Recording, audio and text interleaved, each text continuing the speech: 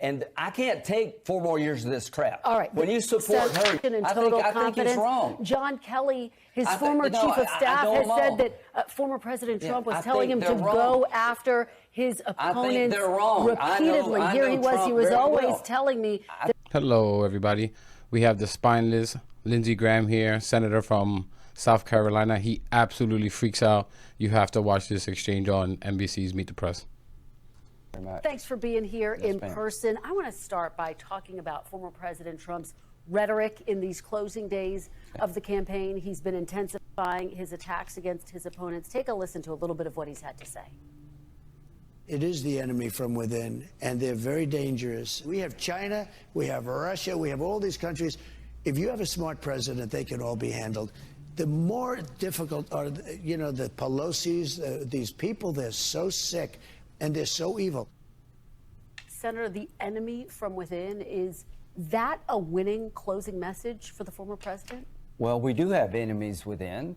We've got an Afghan national who's going to attack us on Election Day. But as to the Democratic agenda, I think it will change America fundamentally.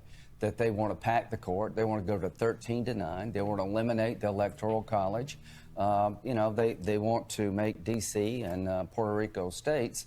So, yeah, I think their agenda is really radical. But when you talk about rhetoric, you got to remember, they tried to blow his head off.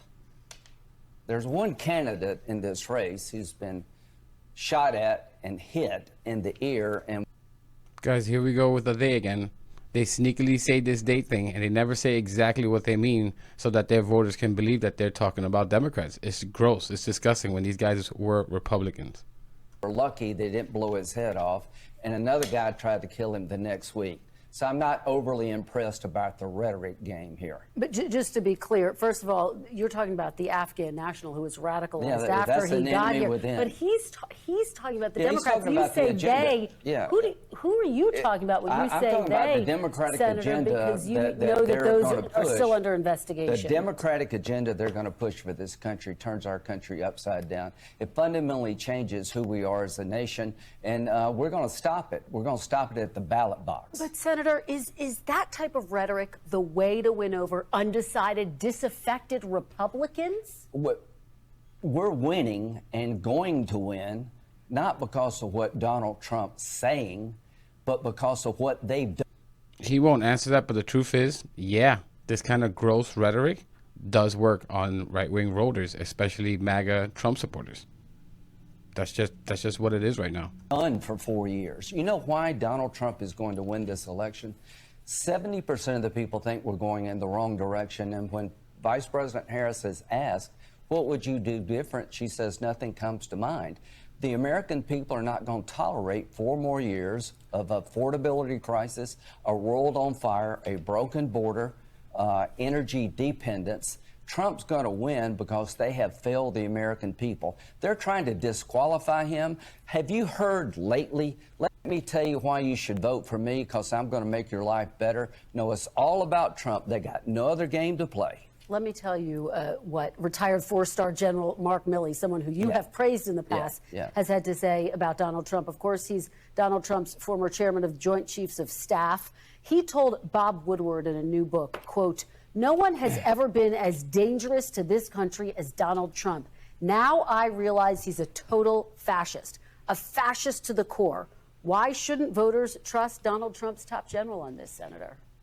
He has a right to his opinion, but this is the man who oversaw 20 years of training of the Afghan Iraqi army. Guys, who do we trust? We can't trust his generals. We can't trust his VP. We can't trust his cabinet. Who do we trust? These MAGA stooges that all they're looking for is to get reelected and to be close to the presidency? These guys are gross. Folded like a cheap suit. I like General Milley, but I disagree with him. You know what I fear? I fear 4 more years of Biden-Harris policy. I fear holding Israel back so they can't win the war they have to win to survive. I fear 4 more years of holding Ukraine back, 4 more years of broken borders, 4 more years of not drilling for oil and gas, 4 more years. Broken borders, we had a bipartisan bill written up by a Republican. And guess what Trump did? He blocked it at the last minute so that he can have something to fight for during this presidential election campaign. I mean, these guys are unbelievable. Of high food prices, the threat to the world is the policies of this administration. To General Milley, you have a right to your opinion, but I don't fear Donald Trump. I fear what's going on in the world today. If you want the world to stay on fire, vote for her. If you want to keep... Lindsey, you have nothing to fear. You're a white nationalist, right? He'll accept you. Paying high prices for everything it costs to live, vote for her. But Senator, but you've known General Milley for years. You've said you have I think deep admiration and total confidence. I think he's wrong. John Kelly, his former chief of staff, has said that former President Trump was telling him to go after his opponents repeatedly. Here he was always telling me that we need to use the FBI and IRS to go after people. It was constant and obsessive. Talking points. I think they're wrong. He's the former chief of staff. I think they're wrong. I think they're totally wrong. It was Joe Biden who got us out of Afghanistan that led to the Russian invasion of Ukraine. It was Kamala Harris, the border czar, that opened up our border to 10. Guys, these guys are part of a cult. You hear him? No, they're wrong. No, they're wrong. No. He wasn't in the cabinet. He wasn't near Trump during these times. These guys, just anything that Trump says, they're just going to believe it. Right? And they obviously don't believe it, but they're going to act like they do. This is so disingenuous. We deserve more from our leaders. Illegal immigrants running wild, women getting raped and killed, terrorists residing in our backyard. It was their decision to stop energy production, making us more energy independent. It was their decision to... We drill the most oil in the world. Abandon Israel at their time of need when it came to weapons. Senator, the U.S. is making more energy than I think these generals are wrong. But they worked for Donald Trump. You know what? Look at him laughing when he says these things. It's like a game for these guys. These things have no consequences in their mind. They worked for former President Trump. These are former Trump administration to every Republican officials. supporting her, what the hell are you doing? You're supporting the most radical nominee in the history of American politics. The Green New Deal, Medicare for all. She was the last person in the room before Biden decided to withdraw from Afghanistan. She was the border czar. She cast the tie-breaking vote for the Inflation Reduction Act that gives you high prices. What are you doing? You're trying to convince me that Donald Trump's rhetoric is the danger to this country? The danger to this country... Yes, he's calling immigrants. He's saying that they are poisoning the blood of the country. Yeah, I think his rhetoric is putting people in danger. It's the policies of Biden and Harris. Her fingerprints are all over this disaster, and I can't take 4 more years of this crap. All right. When you support her, you're supporting 4 more years of garbage policy. Senator, we got a lot more to get through, so let me keep moving. I want to ask you about... What the hell are you doing as a Republican blessing this stuff? I want to ask you about January 6th, which did come up at a town hall this week. That's why I want to ask you about it. A voter said Trump had lost his vote. He asked Trump, win back my vote. Trump called it a day of love. Senator, you were there for January 6th. Lawmakers running for their lives. More than 140 law enforcement officials injured that day. Some were beaten with baseball bats and flagpoles. Is that what you consider a day of love, Senator? Most people didn't enter the Capitol. The ones who did need to be punished. Most people came up there, thought the election was stolen. At the end of the day, the people who...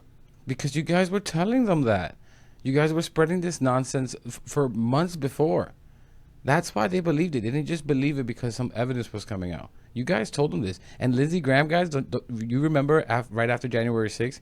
Remember he said, that's it, I'm done. I've been by Trump's side for a long time, but this has gone too far. I'm done. Remember that? And look at him now. Unbelievable.